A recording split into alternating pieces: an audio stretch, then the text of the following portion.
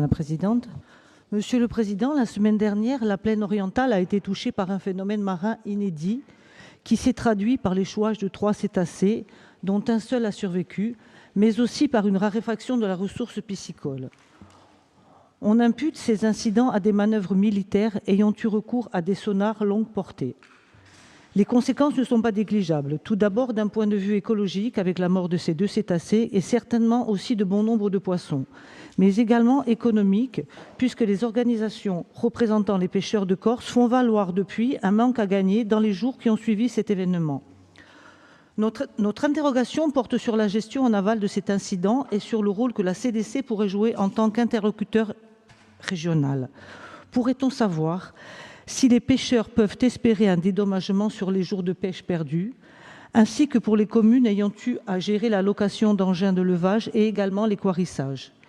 Il semble pour ma part que l'Office de l'environnement de la Corse paraît tout désigné pour se faire le porte-voix de toutes celles et ceux qui ont été touchés par cet incident. Je vous remercie.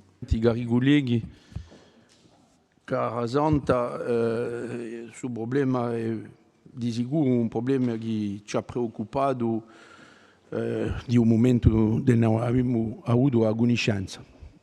Et pour être très honnête avec vous, nous avons sollicité dans les plus brefs délais le préfet maritime de Méditerranée, et dans le courrier où je m'adressais à lui, je faisais état bien évidemment de ces baleines qui s'étaient échouées sur nos côtes et sur la possibilité des désagréments causés aux pêcheurs, aux communes et à tous les acteurs du littoral, bien évidemment. Mais indirectement, la question de fond qui nous préoccupait était de connaître les raisons, les causes de ces morts successives. Et d'ailleurs, je crois qu'il y en a une 4e qui est venue se rajouter du côté de l'île d'Elbe, il me semble.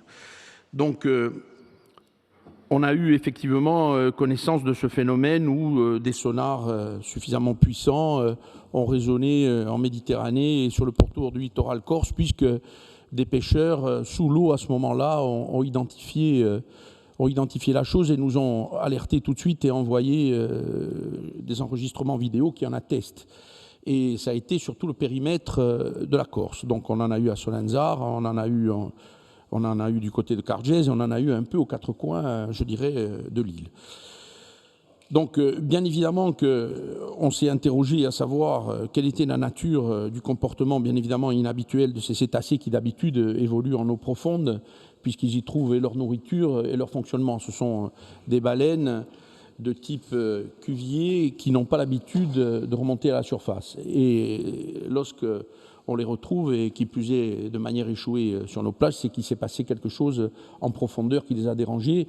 Et il s'agit là véritablement du même phénomène d'une remontée en surface rapide que connaissent bien les plongeurs et les apnéistes, et qui respectent des paliers pour remonter. Donc le fait que les baleines remontent précipitamment, un, c'est qu'il y a un dérangement inhabituel, et deux, c'est qu'elles risquent des accidents, comme ça s'est produit.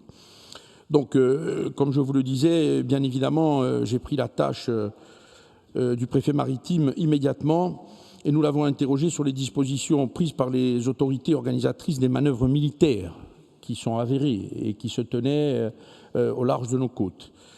Donc il est important, au moment où on se parle, de leur dire que nous, il est important qu'on y fasse respecter les enjeux écologiques pour la mer Méditerranée, et surtout dans les zones où les exercices ont eu lieu. Sur les causes et l'origine des phénomènes observés sur la côte orientale et les investigations visant à démontrer ou à écarter les liens éventuels avec les exercices militaires évoqués, et bien évidemment sur les impacts écologiques, les mécanismes d'évaluation du préjudice, de réparation ou de compensation par les autorités étatiques, nationales ou internationales, puisque là, pour le coup, c'était une manœuvre de l'OTAN, donc ça dépasse largement le cadre de la Corse, de la France, et on est véritablement dans quelque chose de plus conséquent.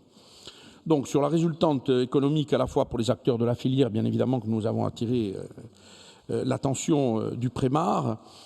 Et concernant le dernier point, l'Office de l'environnement, bien évidemment qu'on considère être légitime et primordial dans les démarches que l'on peut entreprendre, et que l'on est l'autorité responsable afin de mettre en manœuvre une dotation financière spécifique, ce que vous évoquez.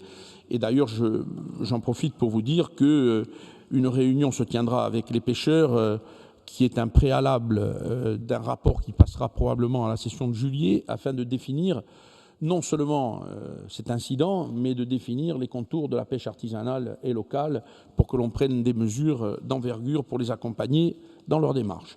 Donc voilà, le projet de plan est en voie de finalisation. On aura à en débattre sous peu, cari colleghi, et je vous remercie de votre question.